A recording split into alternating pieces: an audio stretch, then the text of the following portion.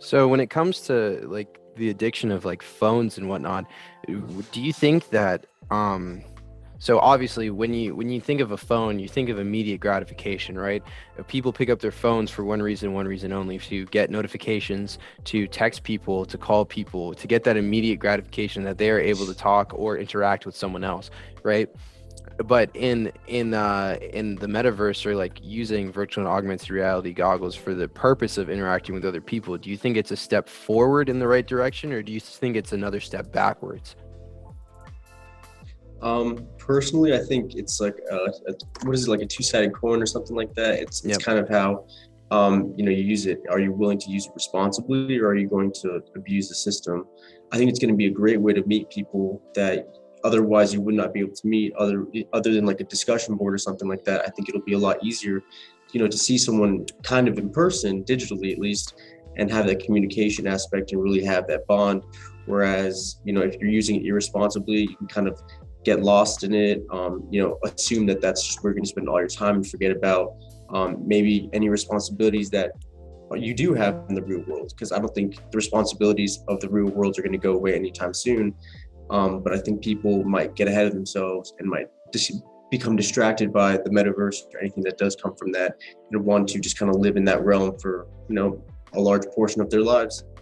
Yeah, I mean, it brings up the idea that like right now on like Decentraland or the Sandbox, you can buy actual land, and maybe down the line they'll have like metaverse construction companies that will come and code a house for you. And then like, would you be paying rent or like a mortgage for a house in the metaverse as well as in the real life? I mean, it seems like this could go any number of ways. And I think it's probably not going to be best to just replicate everything that's in our physical life onto the metaverse. And that's where I see like it almost like as just a better version of video games, where you're not spending 100% of your life on the video game. Like, I mean, some people may be like as streamers or something, but Yeah. for the most part, you're kind of living both lives, and one's supposed to optimize the other and vice versa. So that's ideally where I see like a happy medium. But I'm sure with different cryptocurrencies and actual like forms of making a living on the metaverse, I see as a lot of people going deep down that rabbit hole.